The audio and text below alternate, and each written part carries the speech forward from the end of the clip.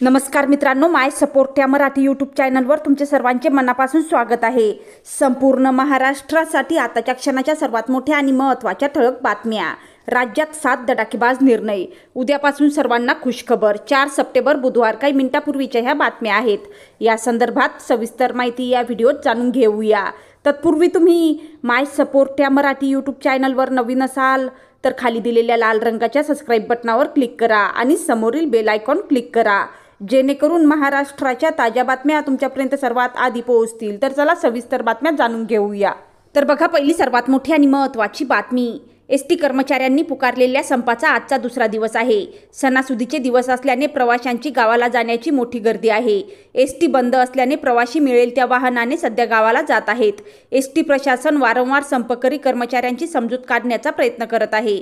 सन्माननीय मुख्यमंत्री महोदय यांच्यासोबत आज बैठक होणार आहे।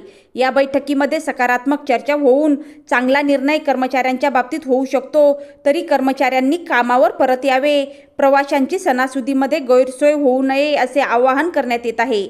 दरम्यान आज संध्याकाळी 7 वाजता सह्याद्री अतिथीगृह येथे मुख्यमंत्री बैठक घेणार आहेत। या बैठकीसाठी 27 एसटी कर्मचारी संघटनांना निमंत्रण देण्यात आलं आहे। त्यानंतरची सर्वात मोठी आणि महत्त्वाची बातमी बघा। राजमाता जिजाऊ आणि पुण्यश्लोक अहिल्याबाई होळकर आदींचा आदर्श डोळ्यासमोर ठेवून महाराष्ट्रातील घरोघरी अन्यायाविरुद्ध लढणारी दुर्गा असावी, या उद्देशाने राज्य सरकारने पुढाकार घेतला आहे। येत्या काळात हर घर दुर्गा अभियान सुरू करण्याचा निर्णय घेतला असून त्या अंतर्गत आता राज्यातील ITI मध्ये आत्मसंरक्षणाचा वर्ग घेतला जाणार आहे। प्रत्येक शासकीय औद्योगिक संस्थेमध्ये विद्यार्थिनींसाठी आत्मसंरक्षणाचे प्रशिक्षण वर्षभर देण्यात येणार आहे। वर्षभर महिलांसाठी कराटे, जुडो यासारख्या स्वरक्षणाच्या पायाभूत प्रशिक्षणाच्या आठवड्यातून कमीत कमी 2 तासिका घेण्यात येणार आहे, अशी माहिती मंत्री मंगलप्रभात लोढा यांनी दिली आहे। त्यानंतरची सर्वात मोठी आणि महत्त्वाची बातमी बघा। गेल्या काही दिवसात मराठवाड्यात झालेल्या पावसाने तिथल्या अनेक जिल्ह्यांमध्ये शेतीचं अमाप नुकसान झालं आहे। कित्येक पिकं अगदी काढणीला आलेली असताना वाहून गेली आहेत। डोळ्यासमोर उभं झालेलं पीक नष्ट होणं आणि ते देखील सणासुदीच्या तोंडावर हे सहन करणं कठीण आहे।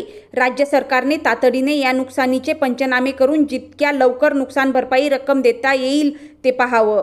शेतकरी पण लाडका आहे हे दाखवून द्यावं, असे म्हणत महाराष्ट्र नवनिर्माण सेनेचे सर्वेसर्वा राज ठाकरे यांनी सरकारकडे मागणी केली आहे। त्यानंतरची सर्वात मोठी आणि महत्त्वाची बातमी बघा। उपमुख्यमंत्री देवेंद्र फडणवीस यांच्या पुढाकाराने पंप स्टोरेजचे राज्यात विक्रमी करार करण्यात आले। आज एकूण 35,240 मेगावॅटचे वीज निर्मिती करार करण्यात आले। यात एकूण 1,88,750 कोटी रुपयांची गुंतवणूक असेल। यातून एकूण 62,550 रोजगार निर्मिती होणार आहे। महाराष्ट्रातील जनतेच्या दृष्टिकोनातून अतिशय महत्त्वाचा निर्णय घेण्यात आला। 2030 पर्यंत राज्यातील 50% वीज निर्मिती ही नैसर्गिक साधनातून होणार असल्याची माहिती देण्यात आली। उपमुख्यमंत्री देवेंद्र फडणवीस यांच्या अध्यक्षतेखाली सह्याद्री अतिथीगृहावर ही बैठक झाली। यात महत्त्वाच्या करारावर स्वाक्षरी करण्यात आल्या। या करारात NTPC, वेलपूल, new energy limited, NHPC, renew hydro, THDCIL आणि अदानी पॉवरचा समावेश होता। त्यानंतरची सर्वात मोठी आणि महत्त्वाची बातमी बघा। मुख्यमंत्री युवा कार्य प्रशिक्षण योजनेच्या अंतर्गत 1,10,000 प्रशिक्षणार्थींना प्रशिक्षणासाठी रुजू होण्याचा आदेश देण्यात आला आहे। यातील 60,000हून अधिक युवक युवती राज्यातील खाजगी आणि शासकीय संस्था यामध्ये प्रशिक्षणासाठी रुजू झाले आहेत, अशी माहिती कौशल्य विकास मंत्री मंगलप्रभात लोढा यांनी नुकतीच पत्रकार परिषदेत दिली आहे। याविषयी अधिक माहिती देताना मंगलप्रभात लोढा म्हणाले की मुख्यमंत्री युवा कार्य प्रशिक्षण योजनेच्या अंतर्गत आतापर्यंत 2,21,244 प्रशिक्षणार्थींनी नोंद केली आहे। राज्यातील 8,170 आस्थापनांनीही यामध्ये नोंदणी केली आहे। या आस्थापनांमध्ये प्रशिक्षणार्थींना संधी देण्यात येणार आहे। या योजनेतून महाराष्ट्रात औद्योगिक क्रांती होईल।